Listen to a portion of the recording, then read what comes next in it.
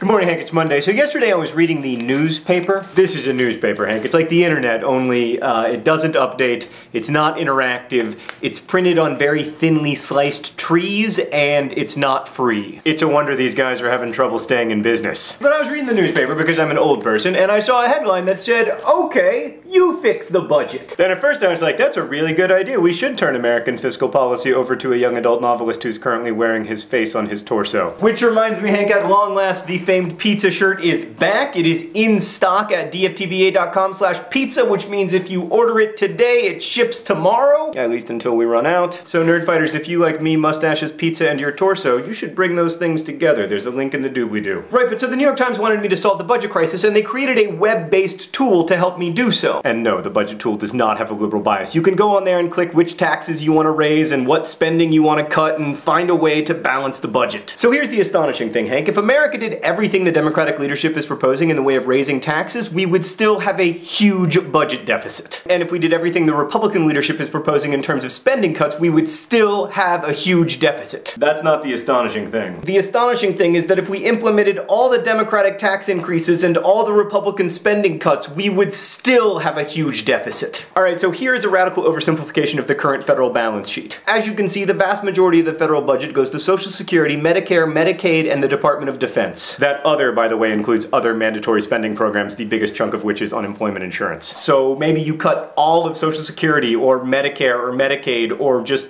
eliminate our army. Okay, so putting aside the fact that none of that will ever happen because we're not going to eliminate our army and we're not going to eliminate Social Security or Medicare because old people vote and old people like that stuff. If we, for instance, eliminated Medicare, we wouldn't actually decrease the federal budget by the amount shown there because old people would still get sick and need care and some of them wouldn't be able to pay for it and we would end up eating the cost somehow. So to those of you who would say there's an easy solution, I disagree. So Hank, I can make an argument, as I have in the past, that pennies are stupid and they cost us hundreds of millions of dollars a year and we should get rid of them because they're idiotic. And that's true, but getting rid of the penny wouldn't actually solve the deficit crisis that we have coming. So the great thing about this New York Times app, which I encourage you all to check out, is that it makes it clear that it won't be easy. And I think what most people will find, and certainly what I found, is that there are things that I would like not to cut that still need to be cut, and taxes that I would like not to be raised that still need to be raised. Which is really the case with any budget. Like when I draw up my budget, I always find that there are things that I would like to do that I can't do. Like for instance, purchase this dress. Instead, I have to Photoshop myself into it. And there are things that generate revenue that I have to do even though I don't necessarily want to do them. Alright, Nerdfighter, so non-rhetorical question of the day. Using this app in the doobly-doo, were you able to balance the federal budget and how? Fortunately, Hank, tomorrow I'm leaving for a week in Europe where they have all this stuff figured out.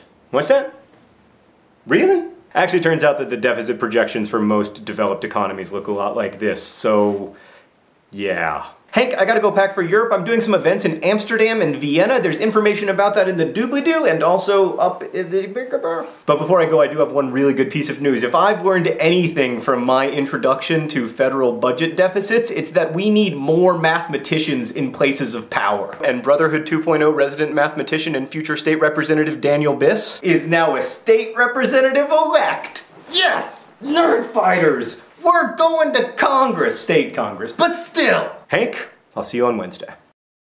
Okay, postscript. I just had to go buy diapers and wipes at the grocery store, and the guy checking out the diapers was looking at my shirt, and then he looked at me and he was like, "Is that you?" And I was like, yes.